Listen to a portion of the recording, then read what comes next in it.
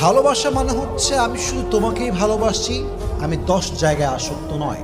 ভালোবাসি মানে এই ভালোবাসাটা আমার হৃদয়ে অটোমেটিক আসছে তা নয়, আমার হৃদয়ে আমি জোর করে নিয়ে আসছি তা নয়, বরং এই ভালোবাসাটা তোমার জন্য আমার হৃদয়ে দিয়ে দিয়েছে একজন। তিনি কে?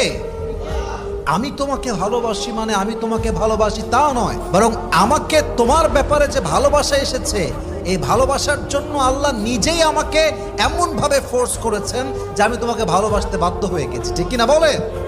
তো যখন কোনো স্বামী তার স্ত্রী কষ্ট দেয়, তার প্রথম যে আযাব তাকে ফেস করতে হয়, সবচেয়ে বড় আযাব এটাকে আমি মনে করি, সেটা হচ্ছে যখন কোনো হাজবেন্ড তার ওয়াইফকে হার্ট করে, উইলিংলি অথবা আনউইলিংলি, যখনই হার্ট করে, কষ্ট দেয়, আঘাত করে, সেই স্বামী তার সুখ হারিয়ে ফেলবে।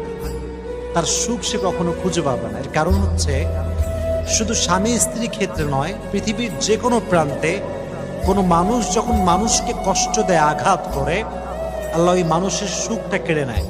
কারণ মানুষকে অসুখী করে, কষ্ট দিয়ে পৃথিবীর কোনো মানুষ কখনো সুখী হতে পারে নাই। ঠিক কিনা বলেন?